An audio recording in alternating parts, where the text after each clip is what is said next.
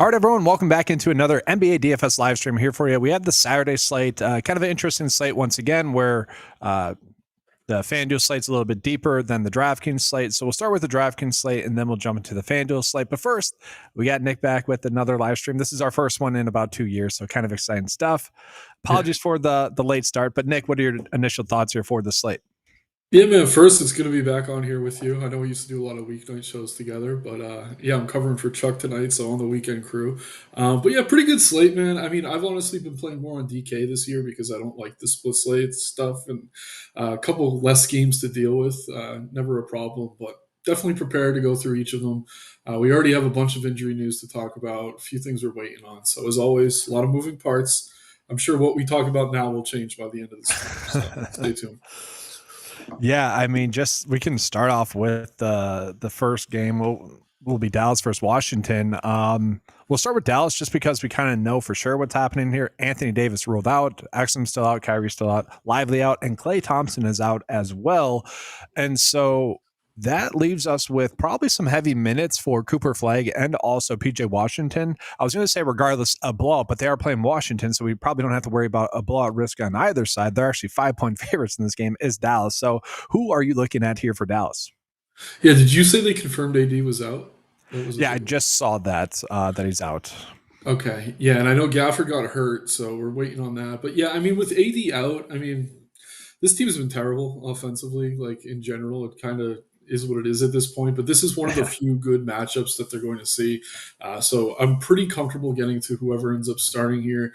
Cooper Flagg has been a little bit overpriced, but it seems like against terrible teams, he's putting up around 40 or so fantasy points on both sides. I'm comfortable getting to him. I think Washington looks really good here. Feels safer than Flagg, albeit a little bit more expensive. But if we get Gafford out, I think Washington's rebounding could go up in a big way. He's going to become even more appealing. Those are the two I kind of trust. And again, when I say trust with Flagg, he's an 18-year-old kid. It's a little bit tricky. But yeah, I mean, they're starting D'Lo at point, who is a beast off the bench, and he's been worse since they moved him into the starting lineup. Christie, I don't know. I guess you could get there, but really, man, it's just the wings, the big wings, Flagg in Washington for me right now. You can make a case for these other guys, but it's just tough for me to get there with any sort of enthusiasm, really. Yeah. So we did just get news that Gafford was ruled in. So the 20 or so minutes that we have projected for, probably not enough, honestly, especially on FanDuel where you don't want to eat up your center spot. And that's the issue with him, really, is just eating up the center spot. But any thoughts on Christie, just in the sense that last year when we saw like kind of a similar lineup to this, he was a stud for like a 2-week stretch there. Can we maybe buy into that maybe potentially happening again, or is it just a new team, probably not even worth looking at? I mean, it is worth looking at because he is still the spacer here. He's probably going to take 6 or 7 threes this game, if I was guessing. And it's just going to be a matter of, will 3 or 4 of those fall or not? So yeah, he's very much scoring dependent, but he is one of the guys that this team has designed to be taking those shots to create space for the likes of Washington and Flagg. So I don't mind him. Again, it's just very much a tournament play. He does have a low floor. He had one good game against Houston this year. But again, it really is dependent on his threes falling. The good news is he is taking a lot of them. Mm-hmm.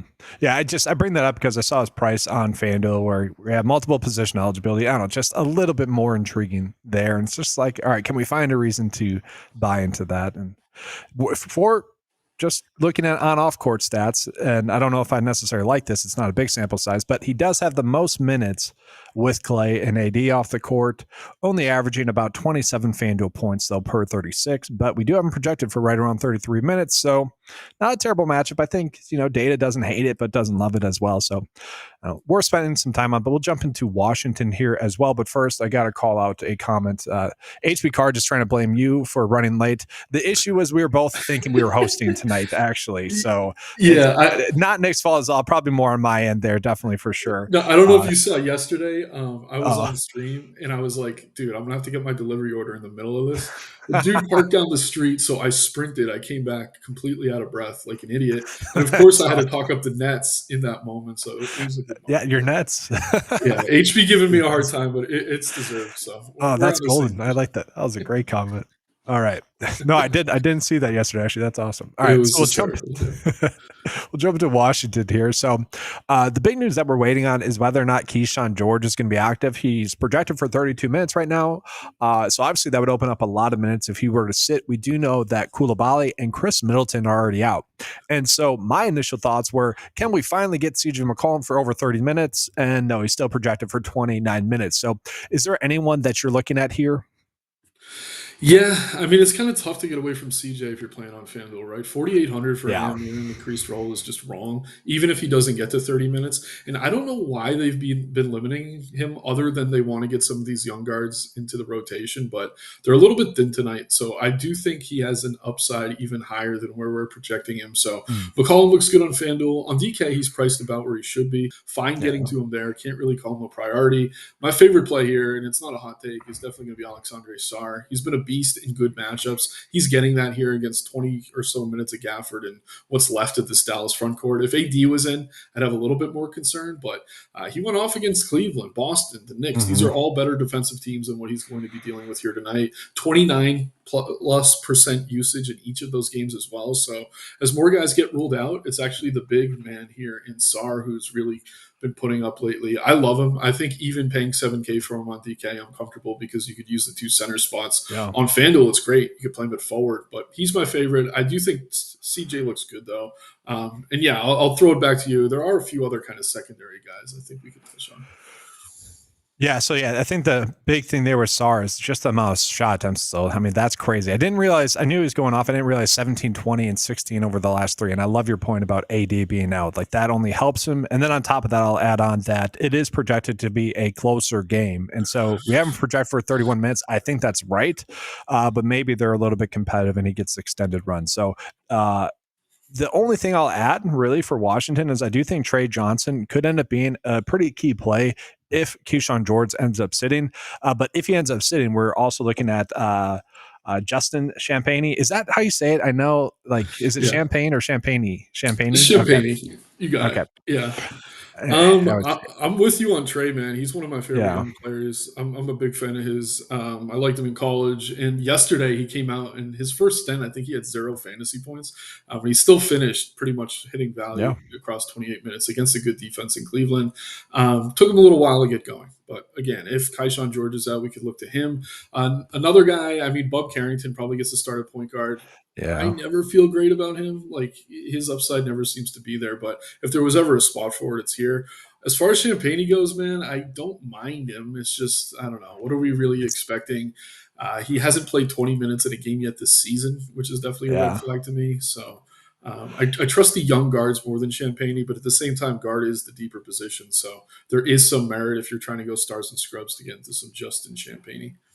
Well, the thing is, he's already projected to be a great value DraftKings wise, specifically. FanDuel is still pretty solid. And so, Yeah.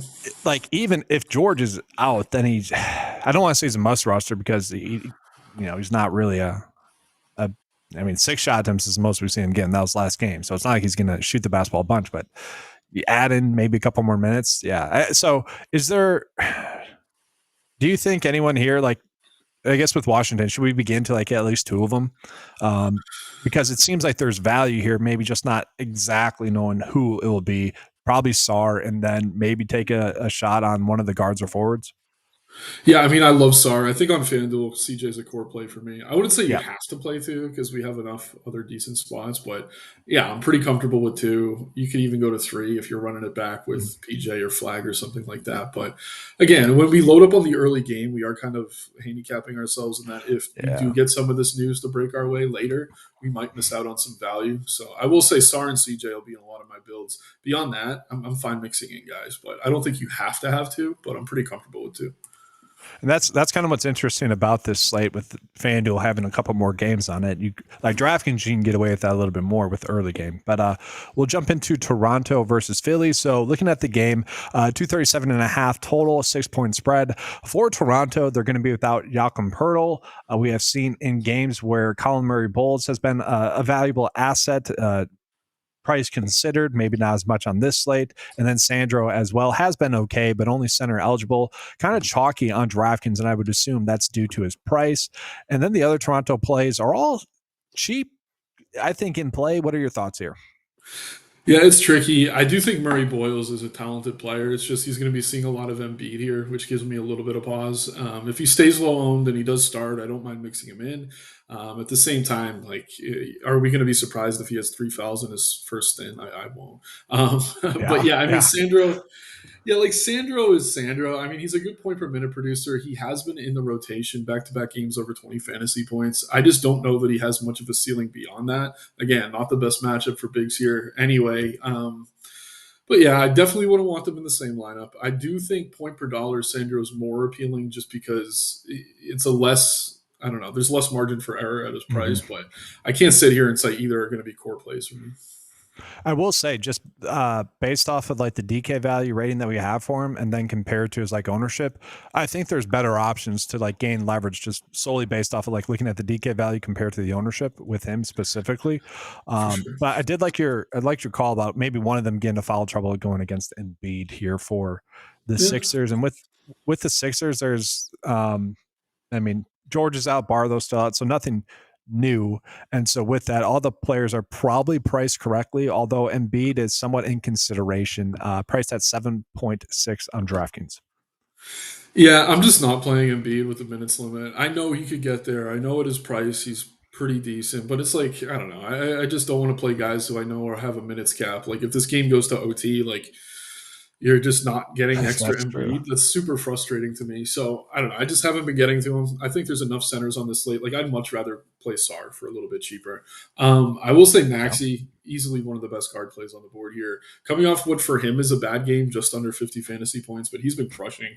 Good matchup, high total, plenty of pace. He checks all the boxes for me. He's the one I'm really keying in on. I mean, you could mix in Oubre, Grimes. I mean, Edgecombe a little bit pricey now, but all three of them are going to play a ton of minutes. But the one guy I am trusting is Maxi. It's just a matter of how much can I get to him if I'm paying up at other positions. Good. Good stuff. All right, so let's jump into a quick question. So we got Williams or Christie from earlier. Do you have a take on either there? Brandon Williams, I'm guessing he's saying. Yeah, I mean, yeah. Brandon Williams, 3.5, 4K. I'd go Christie just because the minutes are secure. I mean, Williams is fine as like a tournament play, but I don't know. He's been playing fine. I just, again, if I know a guy's not going to play 25 minutes, it's always tough for me to justify it. And I'd rather just play the guy I know is going to be on the floor. Yeah. Fair enough. I agree. Just data wise, value Williams is a little bit better, but Christie a little bit better OF index wise. So we'll jump on into one of the biggest pay ups on the slate, probably Luka Doncic with the LA Lakers, with LeBron out, Reeves out, and Gabe Vincent out as well. He is extreme chalk though, and so that's kind of the decision of the night. This is a not high scoring game at about 230 points, but not crazy. 4.5 point spread against the Atlanta Hawks, who are extremely banged up. And so I kind of bring that up because I want to start with, do you think this actually has the chance to be a blowout, or is it just both teams are banged up and so that's why it's going to stay close? I think both teams are banged up enough that it'll stay pretty close, especially with the game being in Atlanta. So yeah, starting there, I think we see a competitive game. Okay. And so then the Luka Doncic chalk, is that something where, like, I'm kind of seeing it as a Sar Doncic slate right now? Like, those are the clear pay-ups. Is that kind of where you're at too? Yeah, I mean, on DK, I think it's kind of a no-brainer because we don't have Jokic over here. Wemby's been fine. I think you could maybe pivot to him, but like he's been pretty inconsistent. I really, really trust Luka more than any of the other pay-ups. I think we have enough value to get to him. So yeah, he's chalky, he's popular, but definitely my favorite play on the slate by a decent margin. Even more so on DK where we don't have Jokic available. Yeah.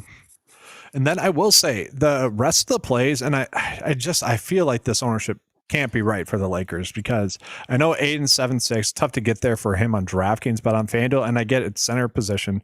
But the fact that he's 0% owned, that's crazy to me. And then like Jake LaRivia, Hachimura, I mean, I get it, but they're projected for 33 minutes. One of those two should be able to have a good day. And I know the data doesn't like it either. So that's part of the reason as to why. I don't know. Am I seeing this wrong? Should I just trust the data? What are your thoughts here? I mean, I think you could play either of those two, Laravia or Hachimura, but it's actually the other starter in Marcus Smart that I'm probably the most Okay. comfortable with getting from that group. I mean, he just does more ball handling. If there's ever a moment where Luke is playing off the ball, which is extremely rare, it's probably Smart taking the ball up the court. And yeah, Smart can get stocks for you on FanDuel. So I like him. I think Smart's my favorite of that group, but I wouldn't argue against anyone playing Laravia or Rui. I mean, Laravia can get hot from three. Rui can do a bunch to fill the stat sheet. It's not that either are going to be priorities for me, but I am in agreement with you. I do think they're under-owned. It's just I wouldn't want all of them in a lineup or anything like that. No, no, no. Yeah, that's like a one-off thing to gain some leverage on the field. And I Mhm. gotta say, our comment section has been very good this season with a lot of funny stuff. But random comments I see there are funny. But here's a question: just going back to the Philly side, that game, Edgecombe or Oubre, and I'll let you take that because I feel like it's a toss-up. Yeah, I mean, I guess I lean Uber just because he's cheaper. Um, it's close. I think Edgecombe probably is the higher floor, but recently we've seen the higher ceiling out of Ubre. I'll go with Ubre. I think the model Yeah. agrees as well. Yeah. Okay. And then just this question just came up. So, do you have a FanDuel core? We'll get into that more at the end of the video when we're going to talk about the two games that are just on the FanDuel slate. And so, right now we're doing both, and so we'll do like a DK lineup. I don't know, 5 minutes Yeah. before then we'll jump into the FanDuel more so there. We did get news that George is in as well, so we don't have to worry about some of the Washington values that we talked about earlier. So jumping on into Atlanta here. Porzingis out, Kennard out, Trae Young out, Alexander Walker currently questionable, Jalen Johnson currently questionable. I'm expecting them both to play. The data is expecting them both to play. But with that, we have Anika Agankwu as extreme chalk on kind of both sites, 40% down. I think that's interesting. Obviously, that's a response to Porzingis being out and Johnson probably being questionable. Do you see him as like a safe chalk play? I do and I don't. I mean, if you look at the game log, you look at what he's been doing lately, he hasn't been good. But with Mm-hmm. Porzingis and others out, like he should be really, really good here at his price. Yesterday, he shot 2 for 12 from the field, which is absolutely terrible for a big man. Like Yeah. that can't happen again. And it's a better matchup this time. I like him here. I think he's pretty solid as chalk. At the same time, like we haven't really seen him get over 30 minutes yet this year. So I don't know that the ceiling is necessarily as high as maybe you want in large field tournaments. But if you're playing small field cash games, anything like that, or your lineup's already very different, I do think he's a pretty solid piece to finish around value, like 35, maybe 40 fantasy points. I just don't know that he has much of a ceiling beyond that. Yeah, this is one of those to me interesting spots because you said he's a cash play and you kind of have to play him in cash just because he's 40% owned. And I don't necessarily like if he wasn't chalk, I wouldn't play him in cash, which is kind of weird about that. Like that's the tough part. But like looking at his production with Porzingis and Trae Young off the court, he clearly has like dominated. But to your point, he needs to get more minutes. We have him projected for 33 minutes, and if he gets more of the same that he's gotten this whole year, not the best. But we Yeah, do see earlier on the year when he was getting the minutes, was getting there. So yeah, it's tough. it is. It is. But for GPPs, I'm looking to be under the weight, not fading him completely, just probably like, I don't know, closer to Yeah, 30%. I agree. In tournaments, I think you come in under. If our projection's right, though, he plays 33 minutes. I mean, he's going to look really good. I'm just not confident that he's going to, especially with this being a back to back, right? Mm-hmm. So yeah, it's a little bit tricky to project him for that many minutes, I think. Well, it's crazy. We don't even have him as like an elite value or an elite OF index play too, So like that's what's strange to me about him being chalk. Again, I get it though from like a per 36 standpoint with him off the court and everything. But any other options here? Daniels is popping up as a pretty good value, but he's priced up enough. Or are these all merely more GPP plays? I mean, if Alexander Walker's in, I think he's okay. Daniels is fine. Not going to call either priorities, though. The guy I really like is actually Zachary Rissichet. 2 nights ago when they played Orlando, I think he scored like 10 straight points in that game. It was absolutely ridiculous. Played 30 minutes last night against Toronto. He is scoring dependent, but I think he's cheap enough that I'm pretty comfortable getting to him anyway. I'm not really afraid of the defense for him here. And again, you have less of a margin for error when a guy's really cheap. So I like Rissichet a lot here. He's one of my favorite plays in that kind of low mid range. Also has forward eligibility, which is always useful, usually one of the thinner positions. And then I will say, if Jalen Johnson's in, there's a lot of good kind of power forwards in that 8 to 9K range, I imagine, but he definitely is going to be one of them. So Risachet for me, probably my favorite Hawk regardless. If Johnson's in, I like him a lot as well. All right. And then we are getting some questions here that I'll try to circle back to this one, like when we get into this, after the game by game breakdown. We do need to kind of pick up the pace here. So we'll try to get into centers here. Studs and duds or kind of fair and balanced for FanDuel. Kind of both, right? I mean, we can kind of get away with both, right, for FanDuel? I mean, I'm definitely jamming Luca. Mhm. After that, I think you can kind of live in the mid range. So it's like stud and Yeah. like I Yeah. don't know. Yeah, it's kind of a hybrid. I want Luca in almost every lineup, and I think you can pretty easily fit another expensive guard if you wanted to. But like I said, I think Sar is going to be a priority for me. Um, so yeah, Luca for sure. Kind of mid range after that. Mhm. And then we had a question about Nick Smith Jr., and I don't recall him popping. I could be wrong. Yeah, Uh, no, right? yeah, I mean, he wasn't really on my radar for So the Lakers. unless Yeah, I something mean, changes, yeah. yeah, he had one good game against Portland. He played 6 minutes against the Spurs. I don't know. It's just a guy who could be in the rotation. He could be out of the rotation. That's not the type of player I'm usually interested in. All right, so yeah, we'll jump into the next game then. We got Chicago versus Cleveland. Zach Collins out, Kobe White out. AO is projected to play. He's projected at 21.5 minutes. The only player that's getting some ownership is Josh Giddey. That's because he's been going off recently. Everyone else is not really getting any sort of love, and I kind of agree with it. Yeah, on the Bulls side, I mean, Giddy's good. He's solid. I obviously prefer to get Luca if you can afford him. I think Maxi's a similar play if you're in that range. But yeah, even on a back to back coming off a rough game, Giddy's been doing everything. Ridiculous usage, boards, assists, points, obviously. He's doing it all. And if you talk about the Cleveland defense, it's obviously a little bit tougher in the front court. So this matchup could play to his favor a little bit. Still a tough matchup on paper, but one of the highest totals on the board. So Yes. yeah, I do really like Giddy, but that's kind of it for me. I don't trust Buzelis. He seems to get in foul trouble every time I play him. This is not the best spot for Vooch either against Mobley and Allen. So for Bulls, it's just Giddy for me, really. Yeah, and then Cleveland, a little bit more appealing. We got news that Garland's out, Strus is out, Dean Wade questionable, Larry Nance questionable. So with Garland being out, like, are we looking at Donovan Mitchell? He is priced up enough, but at the same time, he could potentially be a pivot off of some of the plays that you already mentioned as good plays. Yeah, 30 plus usage in 3 straight games for him, or 30% plus. I mean, he looks great. Honestly, I would rank him up there with Giddy and Maxi as like that Mhm. second tier of elite guard on the slate. He's someone I'm interested in.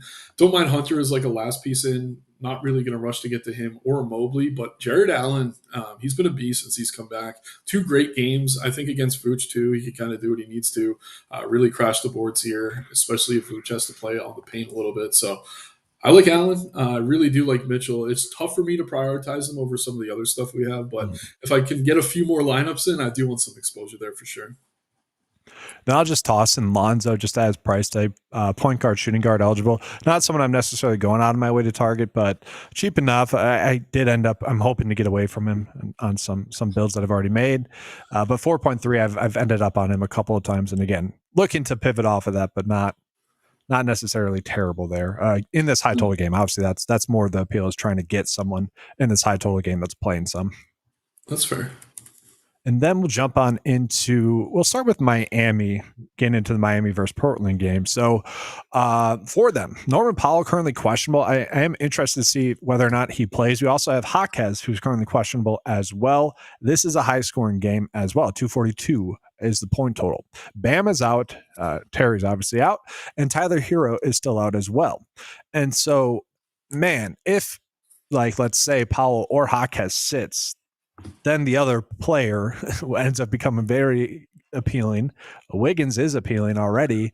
Davion Mitchell would become a better play if one of those two players sit, and then Larson would also become very appealing as well. So, like, what is your feeling? I know the data really likes where value wise. Is that a starting point for you? Kind of, I guess. What are we doing here with Miami? Because I like a lot of pieces for Miami. Yeah, I had a really good lineup last night. Terrence Mann on my Nets and Khalil Ware completely tanked it. Still finished like top 50, but sucks. So I'm Nice. not going back to Yeah. Ware in a tougher matchup, more expensive price tag. I will say Wiggins, I think regardless of whether these guys are in or out, is very appealing. He's a little bit Yeah. too cheap. Again, we're seeing extra usage and rebounding with Bam out already. So if either of those other guys are out, it's just like icing on the cake. I do like Wiggins. He seems to be shooting more, starting to gain confidence, and he's kind of a very in his own head type player. So I do take notice when he starts to get a little bit hot or cold, and right now he does seem to be warming up. I'm fine with Mitchell again, kind of a last piece in. I do like Powell if he's in, just because he shoots so much, but Mhm. priced about where he should be. Same for Jaquez. You mentioned Larson. I know Chuck is a big Larson fan, and yeah, if he starts here and one of these two wings are out, definitely a good value play. Can't say he's a priority, just because he can be a little bit inconsistent at times, but he's shown us 30 plus fantasy point upside, which is obviously very appealing at his price. But just to quickly round it out, yeah, I like Wiggins no matter what. If one of these guys is out, he'll be in a lot of my builds. As it stands, I like mixing him in. Other than that, it's kind of tricky. Kind of need to wait on the news. Yeah, if both of them are out, which I don't expect, but they are in a back end of a back to back, right? So Jovic would be maybe appealing in that regard, only in that regard. Same thing with Fontecchio. Like they'd be players that would both see their minutes go up by at least 5, I would say, and at their prices, they would become a little bit more appealing. But it's tough to plan for that right now. Mhm. And then on the flip side of this, we have Portland. So for Portland guys, Sharp is expected to play. Henderson's still out, and then everyone else that's been out is still out. So, um, my initial thoughts are I don't necessarily need to get to anyone here unless we're trying to target the high game total. Where are you at? I think Kamara at his price is pretty useful on FanDuel. Okay. Don't Yep. love the price on DK, but he kind of fills a spot that's kind of tricky if you're paying up at other spots. Denny's good. I mean, he is a little bit expensive, 8K plus, but I think we're talking about all these guards we like, all these centers we like. If you're trying to get a little bit different, getting Denny in there is a decent way to do it. We're projecting him for decent ownership, but I wouldn't be surprised to see that steam down. Drew coming off a couple bad games, still okay mixing him in. Can't really call him a priority, but yeah, Kamara on FanDuel for me. Denny on both sides, but definitely more kind of tournament flyers than they are like low risk core play type guys. And then we have one more game here for DraftKings. We'll give you guys a first to build, and we'll jump on into FanDuel and hopefully take some more questions as well. So the Pelicans. Yeah. Zion's out, Pulls out. Yeah. I mean, what do we do with the Pelicans? A lot of people are out. A lot of blowout risk here, 11 points, low scoring game, but we could potentially begin some good plays. Like I thought Derek Queen would be a little bit more high owned than he is, but he's only projected for 25 minutes. Herbert Jones, pretty low price, not too chalky. Is like, where are you at here? Murphy's a little bit too expensive. I do think he has the highest Mhm. floor here. Again, that doesn't really go a long way in tournaments. Sadiq Bey probably gets the start. Don't mind him coming off 2 good games. He's another guy who can be kind of streaky, low floor, but if he's starting, I do think he's very useful as a cheap forward. Alvarado to me, Just go real ahead. quick on Bay. He was kind of one of the players that I liked the most at the start of the day, looking at everyone being out. Got off of him a little bit, but I just right there with you in terms of him being like a good play here for them, projected for 30 minutes. Yeah, I mean, there's just so much usage to go around. Obviously, no Murray, but Poole and Zion usually absorb all of that. So Bay is someone who's willing to shoot, which I like. Murphy, like I said, I like him, and he's just kind of priced where he should be. So Bay is easier to get to. Those are two Mm. guys I like. Fear is the rookie. I mean, really talented. He's been kind of hit or miss for me. So I'd honestly rather just play Alvarado off the bench. I know Fear is just the better offensive player right Mm. now. Probably plays more minutes, but point per dollar, I do think personally Alvarado is a little bit easier for me to get to. And you mentioned Queen, who I do like mixing in. It's just I don't know, not the best matchup for him. I mean, he went off against Charlotte, did pretty well against Dallas. Now he's going to be looking at Wemby, looking up at Wemby. Not exactly the best spot in my opinion, but at the same time, he's so cheap he could get there in just a handful of minutes if things are going his way. So again, I do like Sadiq Bey, assuming he starts. I'm leaving Looney out. I haven't played him once, even as the Yeah. starter. I'll continue not to play him. But yeah, fine mixing in Queen and Alvarado off the bench. You mentioned Herb Jones. Okay, it's like a last piece in, but just another guy who's kind of priced where he should be. Like this team has guys out, but they've been out, so they're more adjusted than some of these other teams where we're getting this new injury news. And then we did just get some confirmation on some players. So Powell is currently projected in, so we like that. George is, as we noted, is expected to play as well. Jalen Johnson is out for Atlanta. We just got, so that's crazy. And Alexander Walker is out as well. So let's real quickly finish up with this game and the DraftKings slate, and then we'll circle back around to that news. So we'll finish out with the Spurs here real quick, and then we'll jump back in to that. So obviously with the Spurs, the biggest question mark really becomes low total game, blowout risk. Does that worry us at all with any of the plays here? I mean, a little bit, not enough that I totally avoid it, but honestly, I wasn't getting to a ton of Wemby anyway, and I could keep this pretty quick. De'Aaron Fox is back tonight. He's going to cut into Castle. He's going to cut into Vassell. He's going to cut into everybody except for Wemby. So it's tough for me to play much of this backcourt until we kind of see how that rotation settles. So yeah, a little bit of Wemby in tournaments is a way to get different. Other than that, I'm pretty comfortable not playing any Spurs. I could actually see Fox eating into Wemby a little bit more actually as well. So let me refresh this. I doubt the data has refreshed that fast, but let's just see here for Atlanta. So it typically takes like 3 to 5 minutes after the news hits, but let's cover it. So real quick. So man, Keaton Wallace, anyone? Yeah, is he going to start? I think if he starts at point guard, I imagine he will. You probably have to play some Keaton Wallace. He's cheap. He's shown upside. Decent ball handler. Again, not my favorite player, but he's so damn cheap. If he's starting here, I do think you can get to him pretty comfortably. You would think Daniels' usage comes up.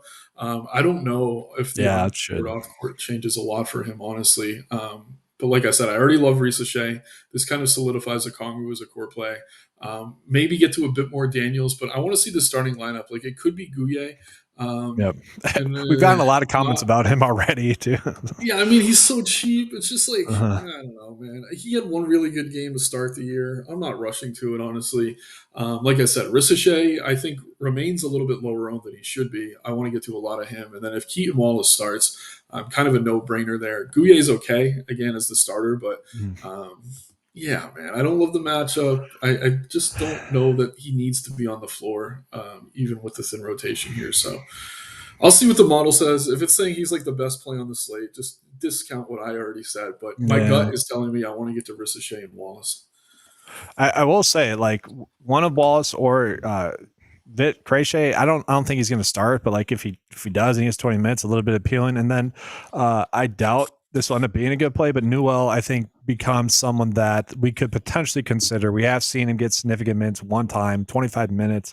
Had a pretty good game. He's almost, I think he is the min price. So someone that if he starts popping up to get 25 minutes, I might consider, but only in that regard. And maybe becomes interesting. So real quickly, let's do a dummy build for DraftKings, and we'll start with Atlanta. So is there one here? I want Ricochet. Okay. I want Wallace and Ricochet, assuming they're both starting, obviously. Is Okongwu power forward or center only? I would throw him in as well. Those three and then Luka. I mean, just load up on that game. I think those four plays make a lot of sense. Yep, we'll do that. I'm taking too long here. No, you're good. You got time. And then, so we're eating up two guards, whatever, and the center spot. But I think that's fine. And then we go back to, we'll just sort it by the model real quick as well. Who's your next main click here? I mean, I'll say I'd probably want to get Luka out of utility so we can get to Sommer as a second center. All right. Yep, we'll do that. I think that makes a lot of sense. Let's see. So that leaves us with 5.8 on the average, so still pretty darn solid there overall. DK value-wise, Champagne's popping up there. Ware is there. Trey Jones, Fears, Queen. McCollum. Those names are really getting me excited.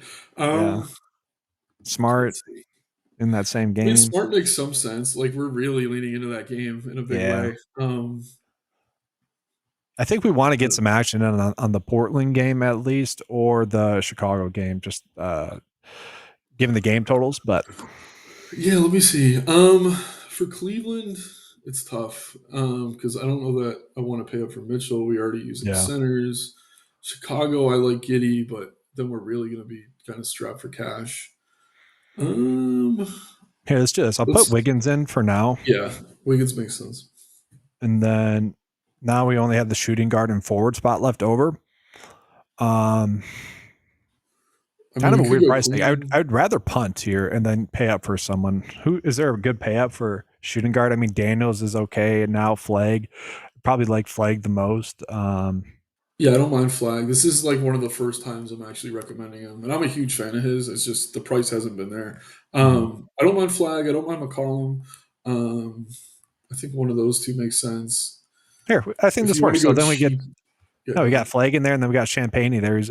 We don't necessarily love his value, but I think this is a good If it kind of makes it starting all work, point for the night. Yeah, I think yeah, that works. definitely. I dig So it. let me just see here. I don't want to miss any questions here. Wemby will sit early because of San Antonio blowout.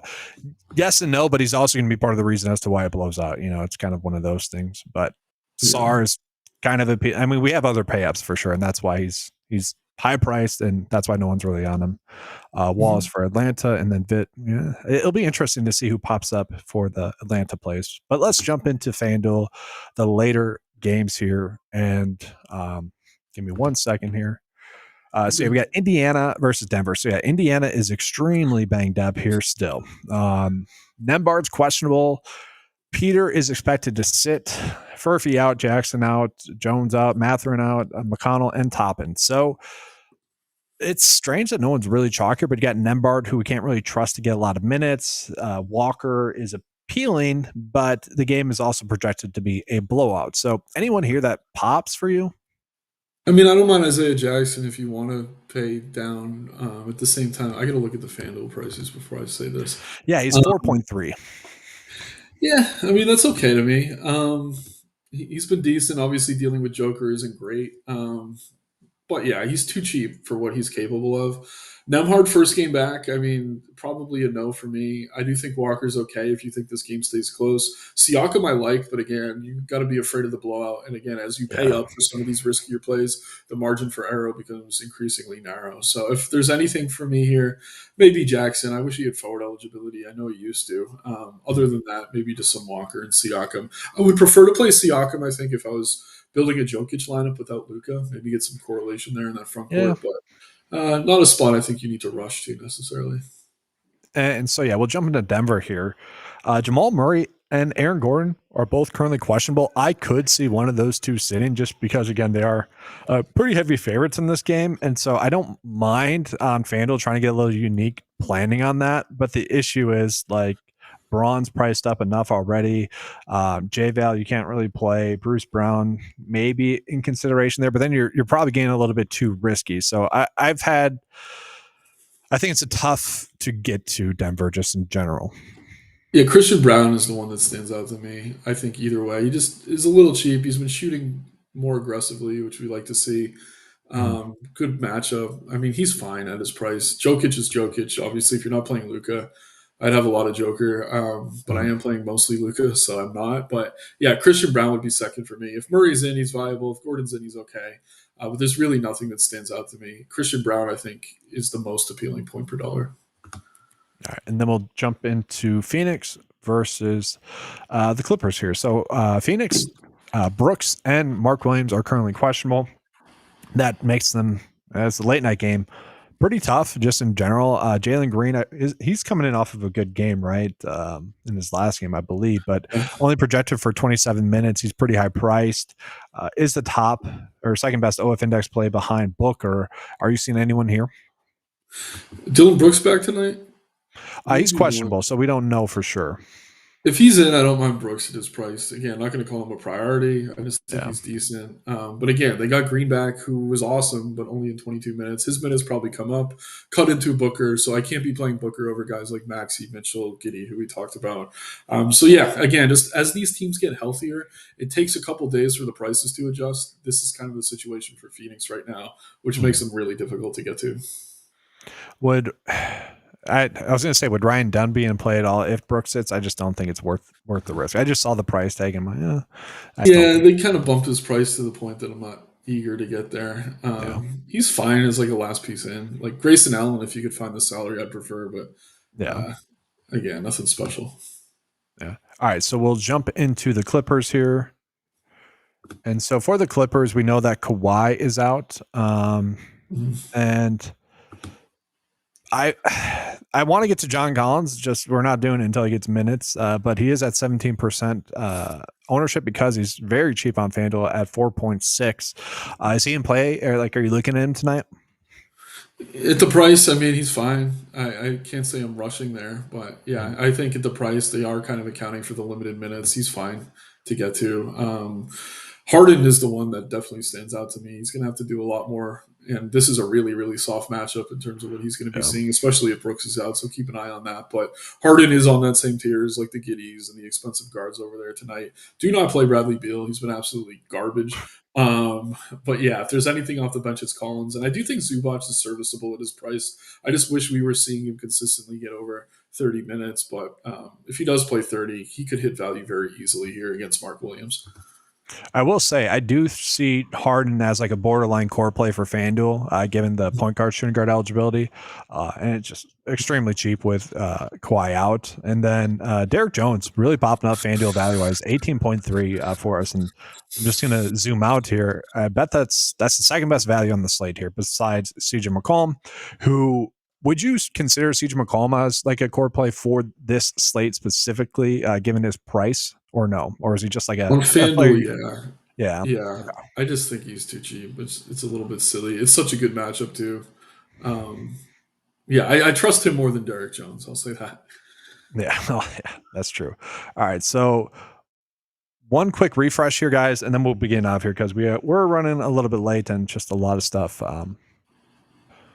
came through. No minutes restriction for Fox. I still feel like that doesn't. I feel like he still will be limited somewhat, right? Yeah, we have enough other guards. I mean, he's fine, but yeah, I don't need to play him. And just a quick peek back at Atlanta, guys. Starting to get more ownership. Yeah, just gonna be a lot of talk in Atlanta. But if you're an Occupy Fantasy member, just be looking at this again before lineup block just to confirm who's really popping. Wallace is popping up as expected as a very good value here now.